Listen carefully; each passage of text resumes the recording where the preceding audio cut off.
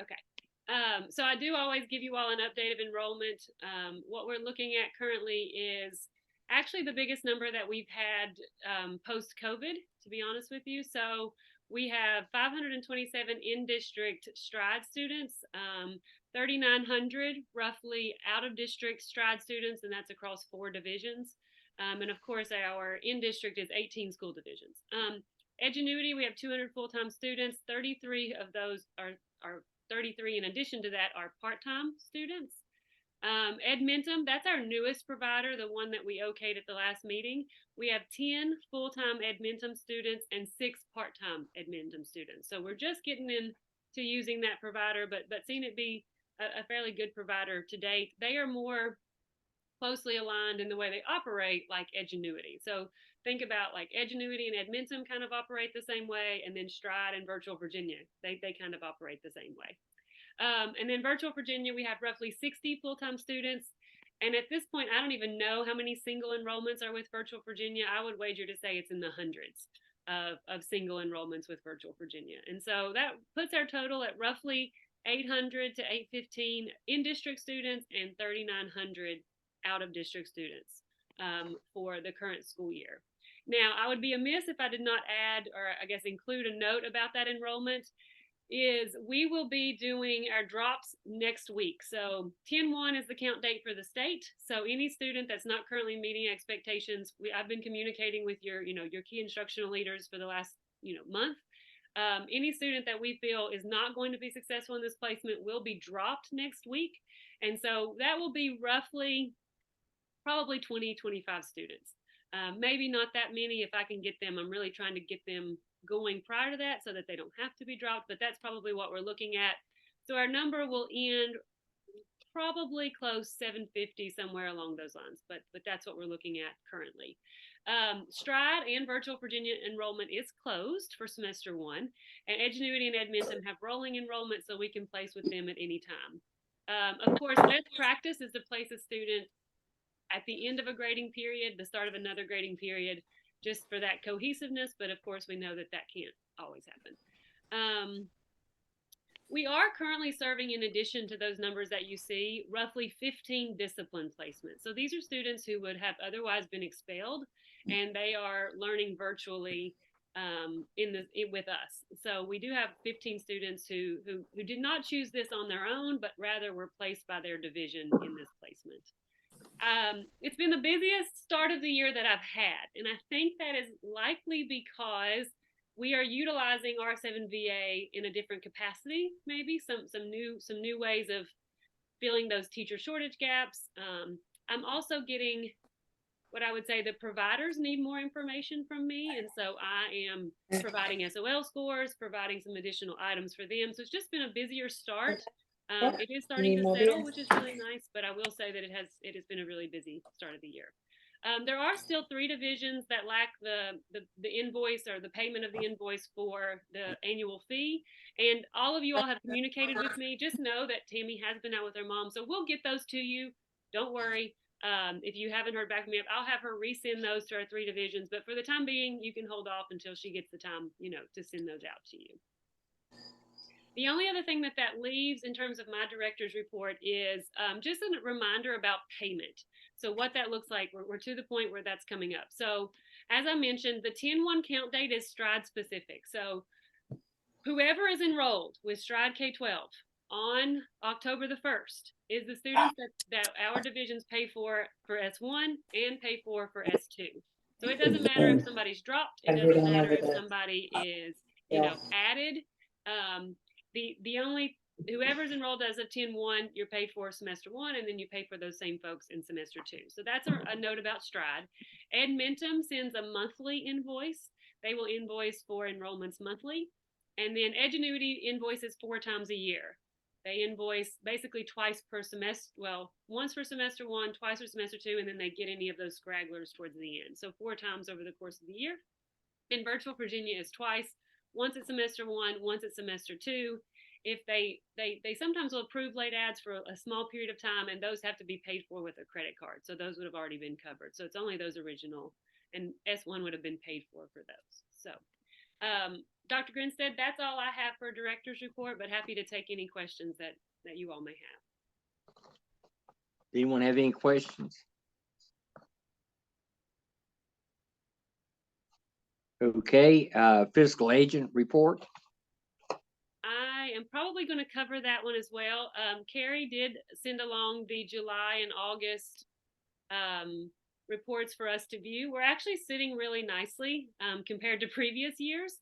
I made sure that all three providers, with the exception of Virtual Virginia, of course, are paying a portion back to the Academy for all the enrollments. So every provider is cutting us a check every year. So I think we're sitting at roughly $145,000 in the bank account currently, and that does not include any payments that we will get for these new invoices that are coming through. So remember, the goal ultimately was that this would be self-sustaining, and we're getting close to that. So I'm hopeful. I'm curious to see how this next cycle plays out and kind of where we're sitting. But that is, we are sitting financially fine at this juncture in time. Okay. Anyone have any questions? Okay, let's go to our action items. Approve the minutes from our June 15th, 2023 meeting. We have any questions? If not, I hear a motion to approve them. So moved. Have a second? Second. Okay, all in favor, please say aye. Aye. Aye. All opposed? Okay, they're carried. Okay, next is our bylaw amendment. So that is me. If there is a possible amendment, what I found over the last 2 years is that we really don't need that fourth meeting for the year. We have the one right after Christmas, that's so we kind of set the year plan. We have the one at the end of the year, and then we have one at right now in September that kind of sets us out. So the possible change in those bylaws just moves us from a quarterly meeting of 4 times a year to a 3 time a year meeting. Have any discussion? If not, I have a motion. We accept it. Moved. So move. Second. Okay. All in favor, please say aye. Aye. Any opposed? Okay. Discussion items, superintendent approval for the 24-25. So that's just a note for you all that at the most recent superintendent meeting, we did move forward with go ahead and improving the virtual academy for next school year. That was for planning purposes. And so 24-25 has been approved by the superintendents in Region 7. So I just wanted to make sure that our board was aware of that as well. Okay. Our future business items, recommendation of December 21st, 2023 for our next meeting. And so we definitely need to change that one, right? That's right around Christmas time, everybody. Nobody will be wanting to be on this board meeting call on December 21st. So I think the January, kind of based on the change we just approved for those bylaws, is that we will have a January meeting. And that I think we typically, Amy, you're going to have to remind me. I think it's that third Thursday of the month. Yeah. I'm going to my calendar now, which would be January the 18th. Okay. Did I hear that in the form of a motion, please?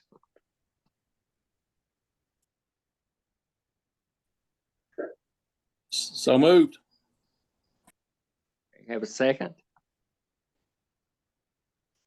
Second. Okay, all in favor, please say aye. Aye. Aye. All opposed? Okay, the motion passed. Before we adjourn, Caitlin, how big is that little boy now? Listen, Dr. Grinstead, he's the best thing ever. He's 2.5, and he is testing my limits every single day. That's what's happening right now, is that he is testing my patience. Okay. In the best way, though, right? As all 2-year-olds can. Yes. But They grow up really fast. I was telling my grandchildren, they're in from Argentina, that last time I was down there, I was walking them to the ice cream shop. I said, now they're a whole lot taller than I am. I said, you'll have to walk me. So they grow So- fast. It's funny, every day that his papa, which is my dad, picks him up from daycare, he asks him for vanilla ice cream, and guess what he gets? Every day when he picks him up, vanilla ice cream. Like, you can't give him vanilla ice cream every single day, but he can, and he does. So he'll come Yeah. in not hungry at all, and I'm like, isn't that delightful? So Do we have anybody else with anything they'd like to say before we ask for motion to adjourn? the Okay, only then. thing I would like to say is just thank you to all the superintendents. They do a really good job helping me with this program, and all the key leaders that they work with every day. I couldn't do it without them, so I appreciate that. Okay. Did I hear a motion to adjourn? So moved. Have a second? Second. Okay, all in favor, please say aye. Aye. Aye. Okay, thank you. It's adjourned. Nice thing about these virtual meetings, you can stop mowing and come in and take care of you. You can go About back out. 15 minutes, Dr. Grinstead, and then you can go finish that yard. That's all right. I appreciate Okay. your all's time. Thank you. Appreciate it. Thank you. We'll see you all. Yeah, thanks everybody for attending.